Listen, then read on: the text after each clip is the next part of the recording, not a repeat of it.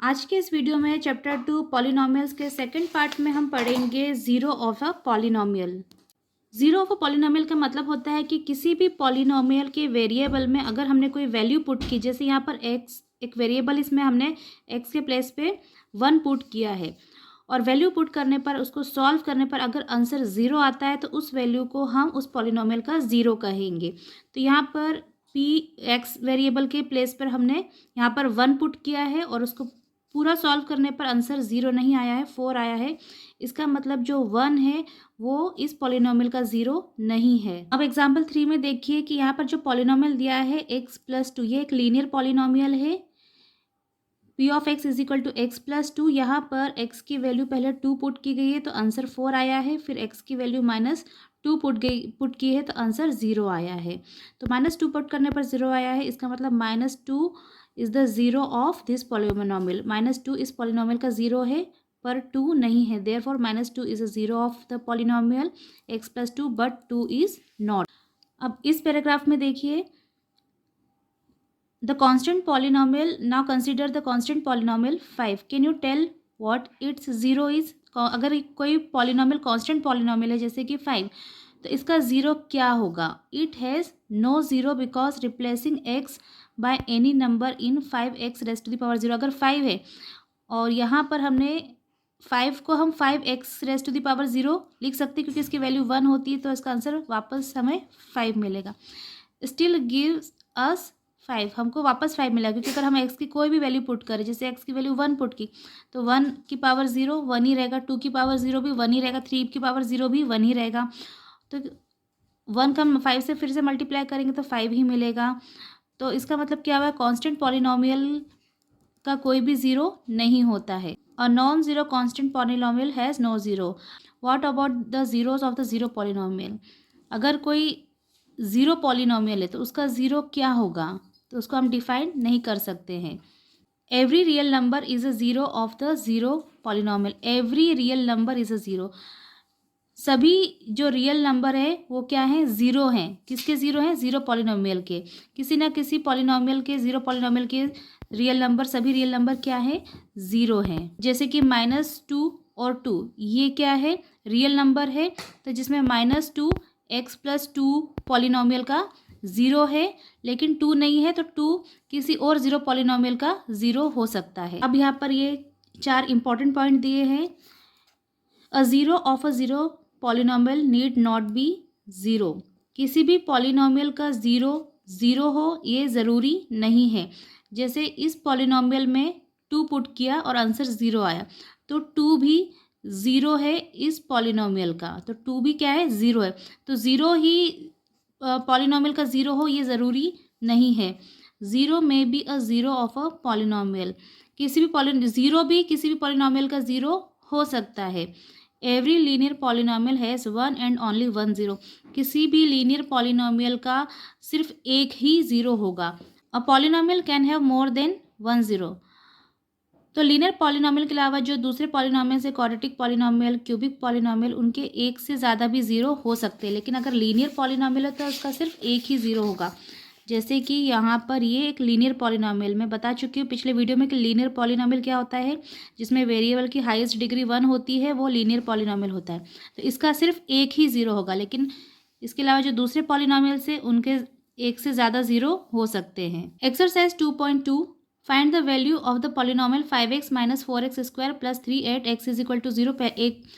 एक बार x की value 0 रखनी है, फिर -1 रखनी है और 2 रखनी है। सिर्फ इसको वैल्यू रख के सॉल्व करना है और इनमें से किसी भी नंबर, किसी की भी वैल्यू रखने पर इस पॉलिनोमियल का आंसर 0 आता है तो वो वैल्यू इस पॉलिनोमियल का 0 होगी। Find P0, P1 and P2 for each of the following polynomials. तो यहाँ पर एक बार y की वैल्यू 0 रखनी है, सॉल्व करना है, फिर सेकंड टाइम पे 1 रख के सॉल्व करना है और थर्ड टाइम में 2 रख के सॉल्व करना है। तो मैं आपको ये फोर्थ वाला करके बताती हूँ।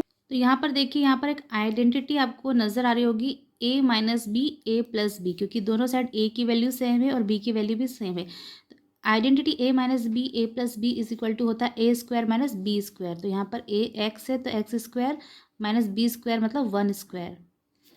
तो इसको हम इस तरह से लिख सकते हैं। अब p की वैल्यू पहले हमें x की वैल्यू हमें पहले 0 पुट करनी है।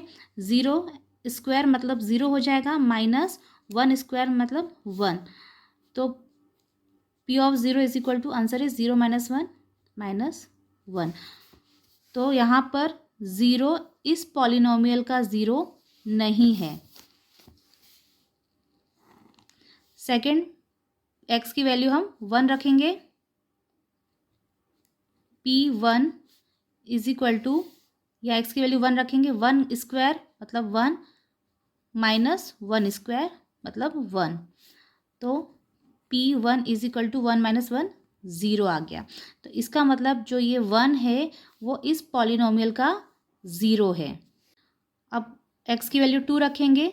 P2 is equal to, x की वैल्यू 2 रखेंगे, 2 स्क्वायर माइनस 1 स्क्वायर, यानी 2 स्क्वायर मीन्स 4 माइनस 1 स्क्वायर 1। तो P of 2 is equal to, answer is 3। तो 2 रखने पर आंसर क्या आया? 3 आया। इसका मतलब 2 इस पॉलिनोमियल का 0 नहीं है। तो इन तीनों में से जो 1 है वो इस पॉलिनोमियल का 0 है, बाकी ये और ये इस पॉलिनोमियल के 0 नहीं है।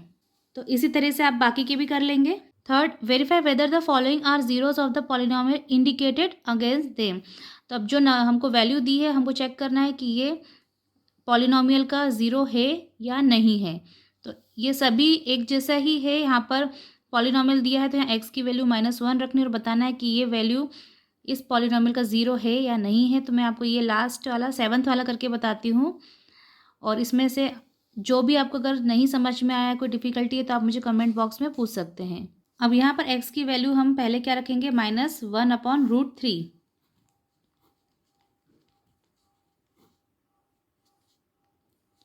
3 इंटू एक्स स्क्वायर मतलब -1/√3, -1/√3 का होल स्क्वायर। इस तरह से लिखेंगे x की value and -1।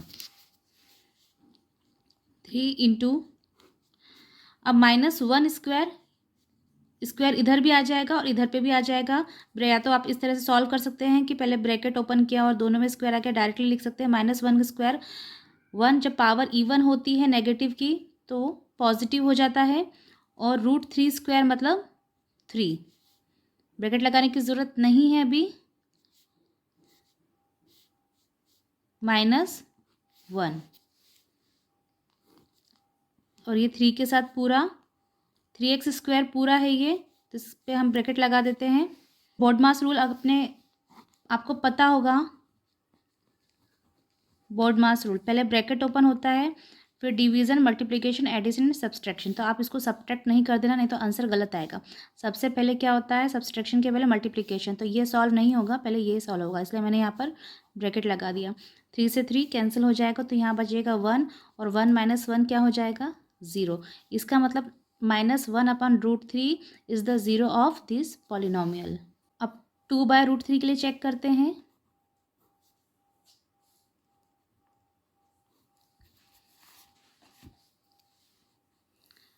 3x square means 2/√3 का होल स्क्वायर, -1, यहाँ एक्स स्क्वायर की वैल्यू रख दी, और फिर -1। अब ब्रैकेट ओपन करेंगे, 2 स्क्वायर हो जाएगा 4, और √3 स्क्वायर 3 -1। 3 से 3 कैंसल, तो बचा 4 -1 मतलब आंसर इज 3। तो आंसर 0 नहीं आया है। इसका मतलब 2/√3 is not a 0 of this polynomial.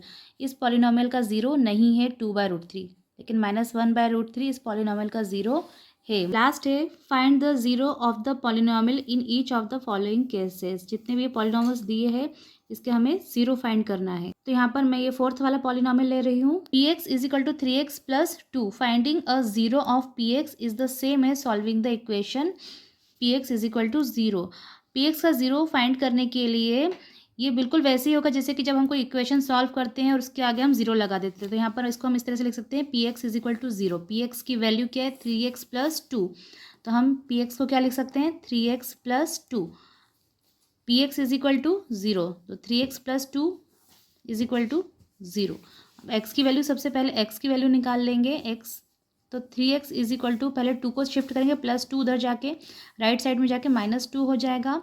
अब x के साथ 3 मल्टीप्लाई में है तो यहाँ पर आके डिवाइड में चला जाएगा, तो x की वैल्यू -2/3 आ गई है।